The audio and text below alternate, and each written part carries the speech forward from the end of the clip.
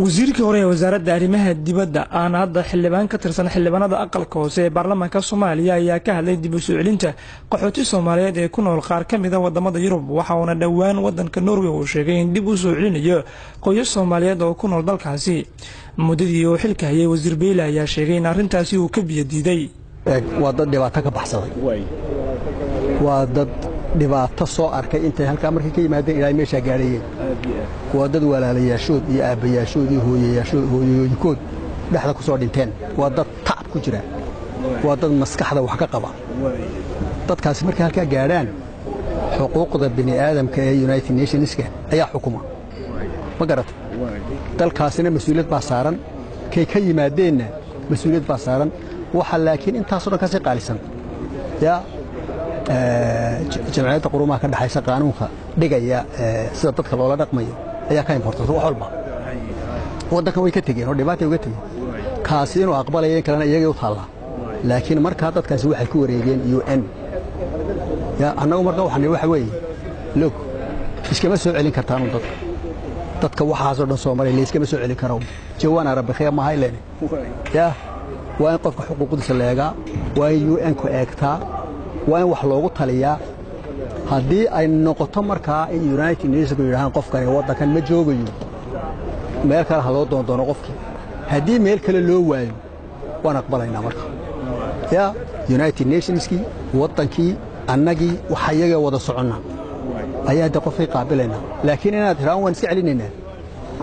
ma soconaysa waan idhaan taas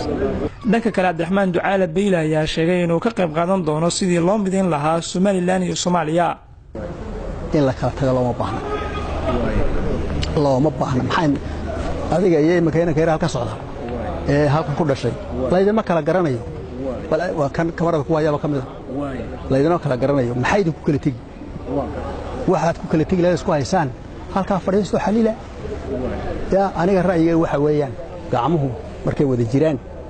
yaa qabtaan ya waxaan leeyahay waxa weeye wixii laga cabanayaba haddaba ra'yiga khaaska weeyaan wixii laga cabanayaba waa laga bogsan karaa example kan ku ayaadar waxa weeye yani wadanada Afrika walabiya konton wadan mid aan tagin kuma jiro waxa ku jira wadano 60 af lagu hadlo halkan imika jooga kamid Cote d'Ivoire Ivory Coast 60 af oo kala gooniya yaa lagu hadlaa markay safgaran waayaan af Faransiis baa lagu hadlaa markaan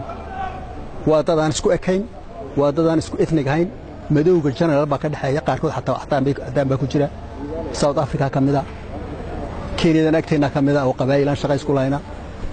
magaca iyagu ay la baxeen waa mount maxaan la baxnaa buurtan la baxayna magaceeda Kenya okay buurtan la baxayna waxay ku heshiiyeen wax kale inagu Soomaali sumay Soomaalina waa aabahina dhalay Soomaa de waxa la isku haysto bal sheegadu man waxa la wixii la isku haysto waa wax simple weeyaan laga bogsan karo geedku sida la isku yimaado caloosha hal la xaadho ya qof waliba qof kale wuxuu ka tabanayo waxaan la daweyn karayn male haddii South Africaanka madowga iyo cadaanku ay heshiiyeen ya